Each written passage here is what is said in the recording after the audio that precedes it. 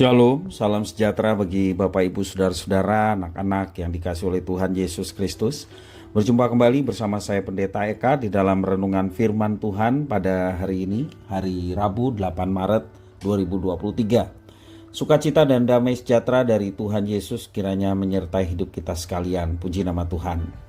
Sampai pada pembacaan firman Tuhan hari ini, yakni kitab Yeskel pasal 43.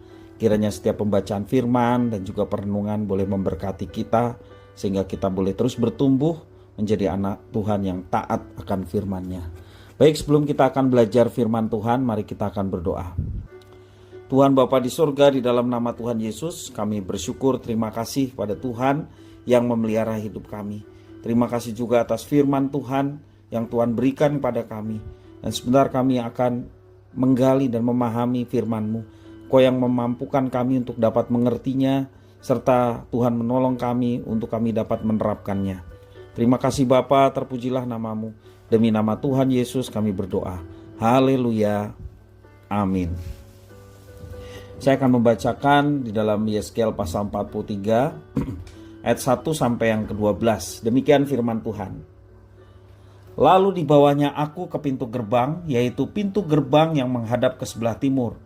Sungguh, kemuliaan Allah Israel datang dari sebelah timur, dan terdengarlah suara seperti suara air terjun yang menderu, dan bumi bersinar karena kemuliaannya.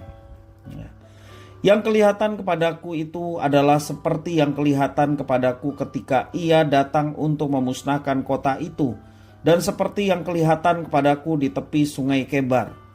Maka aku sembah sujud.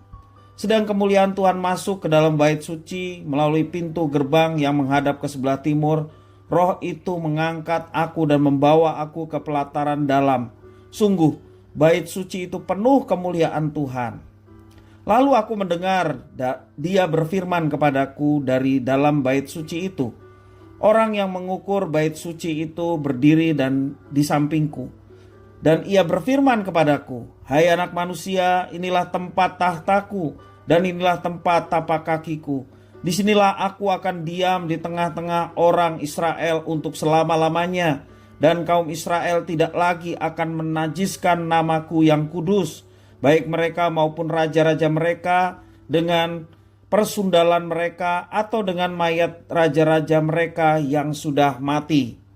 Juga tidak dengan meletakkan ambang pintu mereka dekat ambang pintuku, atau mendirikan tiang-tiang pintu mereka dekat tiang-tiang pintuku, sehingga hanya dinding yang memisahkan aku dari mereka. Mereka menajiskan namaku yang kudus dengan perbuatan-perbuatan mereka yang keji, maka dari itu aku menghabiskan mereka dalam amarahku. Sekarang mereka akan menjauhkan ketidaksetiaan mereka dan mayat raja-raja mereka daripadaku, dan aku akan diam di tengah-tengah mereka untuk selama-lamanya. Maka engkau, hai anak manusia, terangkanlah kepada kaum Israel tentang bait suci ini, agar mereka menjadi malu melihat kesalahan-kesalahan mereka, juga bagaimana bait suci itu kelihatan dan rancangannya. Dan kalau mereka merasa malu melihat segala sesuatu yang dilakukan mereka, gambarlah bait suci itu, bagian-bagiannya, pintu-pintu keluar dan pintu-pintu masuknya, dan seluruh bagannya. Beritahukanlah kepada mereka segala peraturannya dan hukumnya, dan tuliskanlah itu di hadapan mereka, agar mereka melakukan dengan setia segala hukumnya dan peraturannya. Inilah ketentuan mengenai bait suci itu. Seluruh daerah yang di puncak gunung itu adalah maha kudus. Sungguh, inilah ketentuan mengenai bait suci itu." Bapak Ibu Saudara-saudara yang dikasihi oleh Tuhan, akibat segala kekejian yang dilakukan umat Israel dalam bait suci, kemuliaan Tuhan meninggalkan bait-Nya. Inilah klimaks dari seluruh penglihatan Yeskel, yaitu kemuliaan Allah telah meninggalkan bait suci akibat dosa-dosa dari umat-Nya. Dan melalui pintu gerbang timur, kemuliaan Tuhan Allah meninggalkan bait suci yang lama. Dan melalui pintu gerbang timur pula, kemuliaan Tuhan Allah kembali.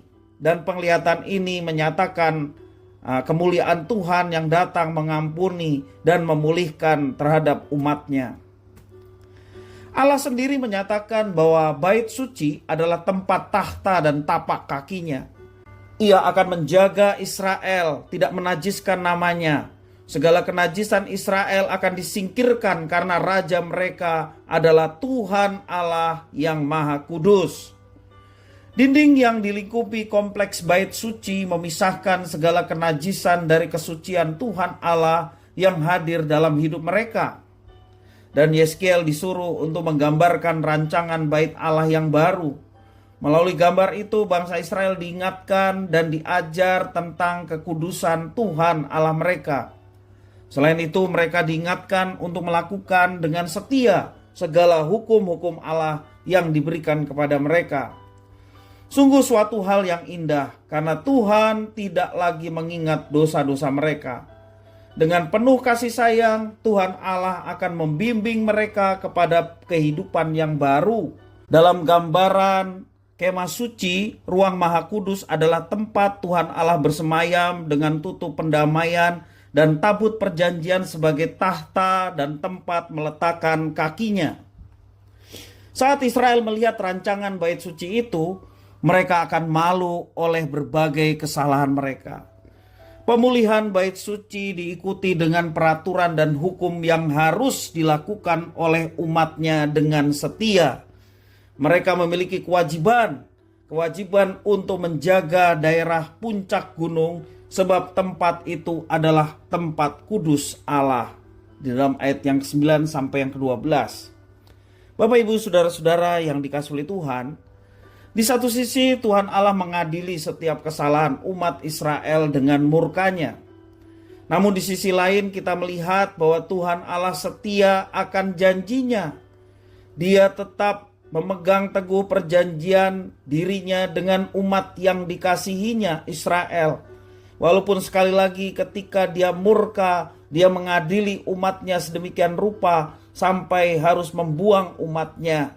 Tetapi kita memperhatikan di balik setiap pendisiplinan Tuhan, kasih setia Tuhan yang dinyatakan di dalam janjinya itu tetap terlaksana dan dinyatakan. Bapak Ibu saudara-saudara yang dikasihi oleh Tuhan, kita belajar di dalam kitab suci bahwa Tuhan Allah merancang sebuah rencana agung dan mulia. Rencana yang agung dan mulia yakni untuk menyelamatkan manusia yang berdosa yang sesungguhnya mengalami murka Allah. Rencana agung yang menyelamatkan manusia yang berdosa telah digenapi ketika Yesus datang menjadi manusia. Dialah Allah yang menjadi manusia.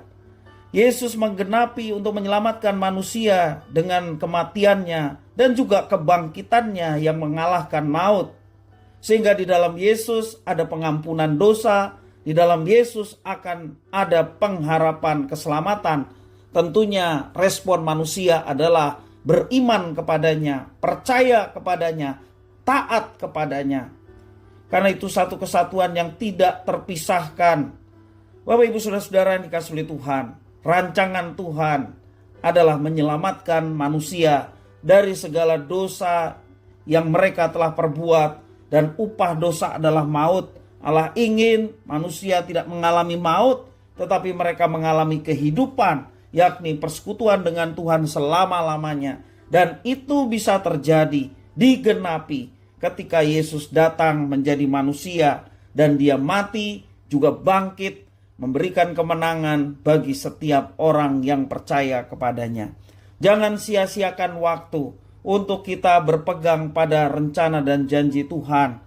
Alamilah keselamatan yang telah Tuhan sediakan di dalam Yesus Kristus. Dan jangan lupa ketika kita sudah mengalaminya, tularkan pengalaman itu kepada banyak orang. Kepada istri, kepada suami, kepada anak-anak. Supaya mereka pun turut dalam rencana Tuhan, yakni umat yang diselamatkan. Kuncinya adalah percaya kepada Yesus sebagai Tuhan dan Juru Selamat. Maka engkau akan diselamatkan. Dan kemuliaan Tuhan yang telah hilang dipulihkan di dalam Yesus Kristus. Karena itu orang yang sudah dipulihkan di dalam Yesus Kristus, yang dijamin keselamatannya, marilah hidup taat akan firman-Nya. Karena dengan hidup taat akan firman-Nya, nama Tuhan dipermuliakan dan hidup kita pun boleh menjadi berkat. Kiranya firman Tuhan memberkati kita sekalian. Mari kita berdoa. Tuhan Allah Bapa di surga, di dalam Yesus Kristus, kami mengucapkan syukur dan terima kasih. Di balik setiap hukuman yang akan diterima setiap orang manusia berdosa, kami juga melihat ada karya Tuhan untuk menyelamatkan.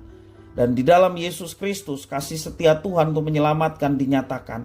Terima kasih ya Tuhan, kalau kami pada saat ini boleh percaya kepada Tuhan Yesus, itu semua karena anugerah Tuhan.